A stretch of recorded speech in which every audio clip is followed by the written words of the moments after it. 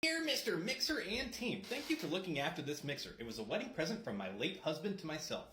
My condolences. I used this mixer to cook all my family's meals for over 30 years. Please look after her and let me know what needs to be done or repaired. Thank you for your mixer magic. The mixer who died, come to live. Mixerus Reparo! I never got my Hogwarts letter, so let's fix it the old-fashioned way. So the customer stated the mixer doesn't turn on. Swoop!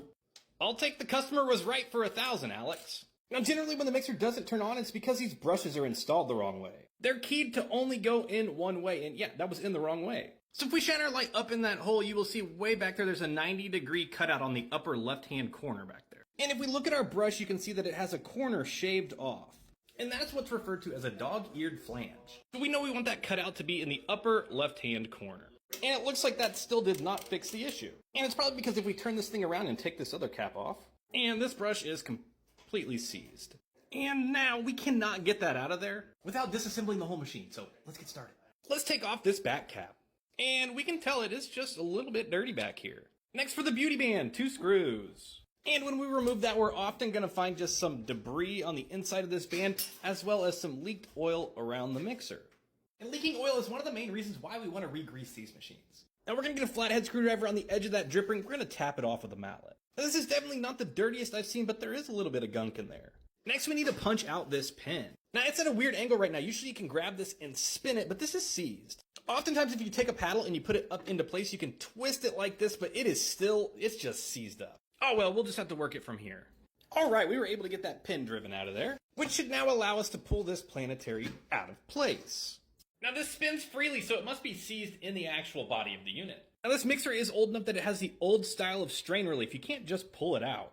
You see this portion of it right here? You have to take it and twist it into the open area up top. And with just the right amount of wiggle, it'll come out.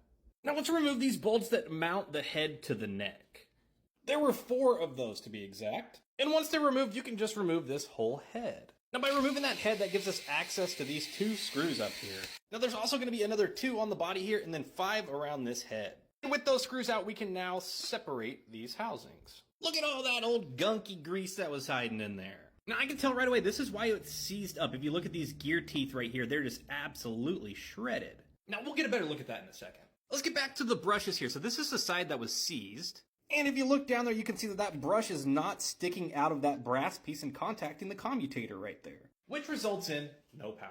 Let's go ahead and get all of this old grease out of here. And there is quite a bit of it down there. So we're going to go ahead and pull all of these gears because we have to get them all cleaned up so that we can inspect them. Now we went ahead and removed the worm gear assembly. Remember, this gear was absolutely shredded. Let's take a closer look at that. We're talking teeth gums. Look at that. This thing is absolutely busted. Here's a better reference of exactly what a new one should look like. Now we gotta swap this gear. Right there, there is a pin. We can go ahead, we can punch that out. Once you drive that pin out, you can remove what's called the pinion shaft gear, which then allows you to pull the worm gear. If you don't have a set of punches or you love convenience, you can also pick up a brand new worm gear assembly that's ready to just be dropped into place. We got the housings and the gears all cleaned up. But this handle, he's looking a little bent out of shape. So we're gonna go ahead and replace it with a new one. Let's go ahead and get this thing greased up and put back together. And we want to put a healthy coating on here. You can see we can barely see the gears through all the grease. That's looking perfect. Now that we're all lubed up, we got a root around the rear end. We'll remove all of these clips and then detach our little speed assembly spring here. And then we'll loosen these 2 screws on the speed plate so we can go ahead and remove it. With those screws out, it literally just pulls away. Next, we have the governor. We'll slide our needle nose pliers in like so, and give that a little shot with the mallet, which popped that governor right out of place. Now, behind that governor was one little tiny set pin. Let's not lose that. Now, we need to remove this piece right here. It is called the bearing bracket. These nuts, take a look. These things are already super loose, which has allowed that whole rear end to just slop around, causing who knows what kind of damage. Anyways, let's flick those off. Now, when it comes time to replace those, we will be using nylock nuts so we never run into that issue again. Because the threads of this rod will actually bite into this nylon right there, sealing it all into place and not letting them back out through vibration. And one last turn of the screwdriver here, we can go ahead and remove the ground screw to the power cord, which allows us to remove it entirely. We want to go ahead and move the speed rod into its max position. Moving the speed lever forward pushes back this assembly push rod here, allowing for clearance to remove the bearing bracket. Now we don't need this phase board anymore, but we do want this screw because, well, they're worth their weight in gold. Not really, but they're a weird size and it's just better to reuse them. Now we need to remove this motor armature, but it's not gonna come right out. So we can go ahead and bring in a punch from the front hub here and tap that out of place. After a few taps, it is ready to go ahead and be pulled out. And now finally we can reach way up in here, grab this little white wire and pull that out of place, which now allows that brass brush housing to just fall out of the machine. All of that just to gain access to this brush that's all jammed up in there. And after a little persuasion, we can go ahead and slide that out. Now I'm gonna slide that back in. Then I'm gonna go ahead and screw in these plastic caps. That's just gonna help to seal this brass brush housing back into place so it doesn't fall out while we're working. We've already come this far in the repair. We basically have every single thing pulled off of this machine. And after speaking with the customer, they said, hey, you already have it torn down so far. Let's go ahead and let's just do a full rebuild on it. And it's a good thing we did because we get up on here on these nuts and these are supposed to be tight. Look at that. I mean, that was not tight at all. When those nuts get loose, it allows for a ton of play on this threaded rod, which makes your machine sound terrible and basically destroys everything in the rear end. So after loosening this nut just a little bit, we can go ahead and then just unthread this rod. And after both of those are removed, we should now be able to pull this field assembly out of place. Now this field assembly is a bunch of plates just smashed together. You can tell that we're starting to get some separation right there, which also would have resulted in a terrible vibratory sound.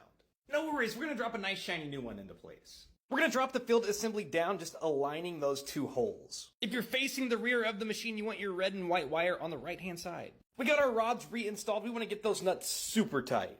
Now we want to take our field assembly wires here and we want to pass those up through this little receiving slot right here. Now before we go any further back here, we want to mount these upper and lower housings back together. It's always much easier to work back here once it's mounted back on the base. A good thing we do a full inspection because, well, you can't really tell, but if you look right here, there's a little hairline fracture. If we put some pressure on this, look at that separation. Look, we went ahead and replaced that. If that were to break, these raise arms would no longer raise and lower. This would just free spin. All right, we're mounted back up. Let's go ahead and get our bolts screwed back in. Open wide. Slide on that bearing bracket. Let's go ahead and tighten these new nuts into place. And then make sure there's no binding of the motor. Remember this little screw? Let's put it in the phase board. And then cinch that puppy down into place. Drop in the governor pin. Oh, hello, governor. Let's line that up and slide it into place. We'll get our new speed plate screwed in. Get our ground screw screwed back in. And then relink our spring for the speed control. Time for some clips. Now done with the rear end. Let's go ahead and get some new brushes installed. All right, let's get this filthy gal all cleaned up. She cleans up good. Reinstall the trim pieces here. And now, theoretically, we should have a perfectly operating machine.